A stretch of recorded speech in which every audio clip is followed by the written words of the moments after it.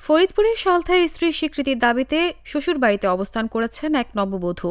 এ ঘটনার পর পালিয়েছেন স্বামীসহ বাড়ির লোকজন। বুধবার সকাল 7টা থেকে উপজেলার বল্লভদী ইউনিয়নের পূর্ব ফুলবাড়িয়া গ্রামে অবস্থান করেছেন ওই তরুণী।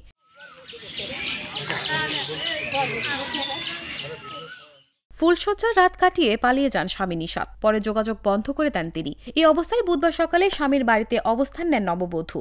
ভুক্তভোগী নববধূ বলেন, নিশাতের সঙ্গে আমার ফেসবুকে পরিচয়। পরে আমাদের মধ্যে প্রেমের সম্পর্ক গড়ে ওঠে। সে আমাদের বাড়িতে নিয়মিত আসা যাওয়া করত।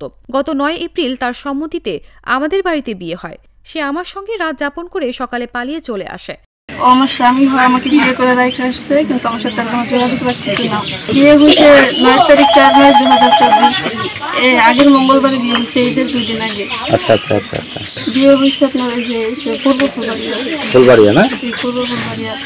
সম্পর্ক ছিল আপনার 7 মাসের, কিন্তু ওর মা ওর নাম সবার সাথে রাজি বিহেভ করছে, আমার গায়ে হাত তুলছে। আমি আসছি আজকে। পরে 1 সপ্তাহ পার হলেও আমার সঙ্গে বা আমার পরিবারের সঙ্গে যোগাযোগ করেনি। 9 তারিখ 4 মার্চ 2024 সাল আমাদের বাসায় গেছে। আমি এলো পুরাগুদি রয়েছে, আমাকে ফোন দিচ্ছে, ভাই আপনি আসেন, আপনি আসেন, বাজার আসেন, আপনার বাড়ি যাবো।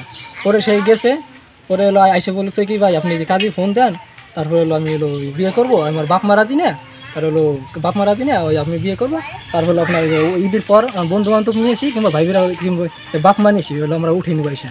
পরে বললাম কি ভাই এইভাবে কয় নাকি? কয় না ভাই হবে না, কারণ আমার মা জিজ্ঞেস করছে কি তুমি কি রাজি? ছেলেটা বলছে কয় জি। পরে বুঝি রাজি। পরে হলো আপনার এরকম হলো সব কিছু, ওই যে আপনার ওই যে সব কিছু লেখা হয়েছে, ওই যে আপনার ওই যে কাবিন নাম্বার লেখা হয়েছে। সে ছেলে নিজে জবানবন্দি, সে বলছে কি 2.5 লক্ষ টাকা লেখেন, সেই এগুলো সব 2.5 লক্ষ দেখা হয়েছে, তাই লেখছি। কোনো জোর কিছু হয় নাই। 10 তারিখ পর্যন্ত কথা হয়েছে, রাত 1টা পর্যন্ত। তারপর ছেলের সাথে কোনো কথাবার্তা নাই। তারপরে হলো আপনার হলো ফোন রেকর্ড, সব ফোন বন্ধ, সালের নম্বর বন্ধ, বাপের নম্বর বন্ধ, মার নম্বর বন্ধ। পরে কোনো যোগাযোগ নাই। পরে হলো আমরা ত্রিপল আমরা থানায় দরকার চলতেছি, তারপরে 399 ফোন দিছি। এলাকাবাসী জানান, নববধূর পরিবার ও পুলিশ সূত্রে জানা গেছে, পূর্ব ফুলবাড়িয়া গ্রামের দুলাল শেখের ছেলে নিশাত শেখের সঙ্গে 9 মাস প্রেমের সম্পর্ক ছিল ওই তরুণীর। পরে ছেলের অভিভাবকের সম্মতি ছাড়াই গত 9 এপ্রিল বিয়ে করেন তারা।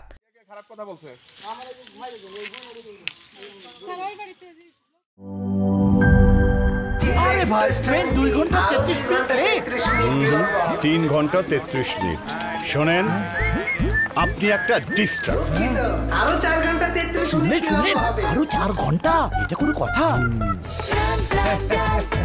সময়টা দৌড়াবে। প্রাণডাল মুঠোই মুঠোই সময় পার।